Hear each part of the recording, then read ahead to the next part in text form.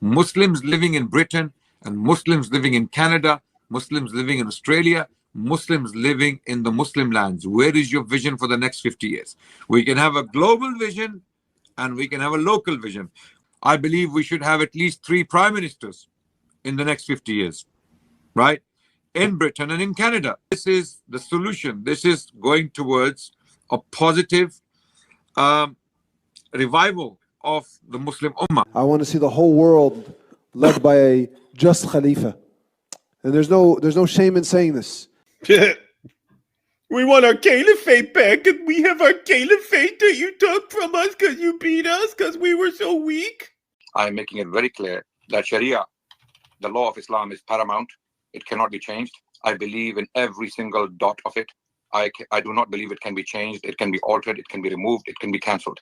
Daniel's hearing, so I can bang kids, yes. Oh, thank you, yes. Yes, you hear that, everyone? He said we can bang all the kids. All right, so under Sharia, so this guy both believes that across Western nations there should be Muslim prime ministers within the next 50 years. And he also believes that that Sharia is unchangeable, unalterable. It is always applicable. He believes in every single aspect of it, no matter what anyone thinks. So he's obviously an Islamist who supports, who supports Islam, who supports Islamic rule, who supports Islamic terror, and so on.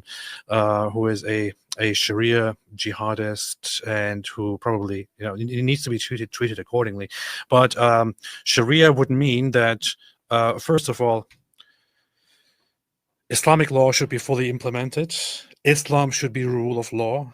There should be once the country is an Islamic nation, an Islamic country, there should no longer be the possibility to ever deviate from that and to ever change that. Remember, according to Sharia, if a land once becomes a Muslim country, it is permanently a Muslim country. Whether Muslims lose control of it or not, they are supposed to keep it, take it, retain it, and eventually take it back if they ever lose it. They are supposed to impose Islamic laws, brutal Islamic laws, on the entire population. Muslims are to abide and be completely loyal to Sharia.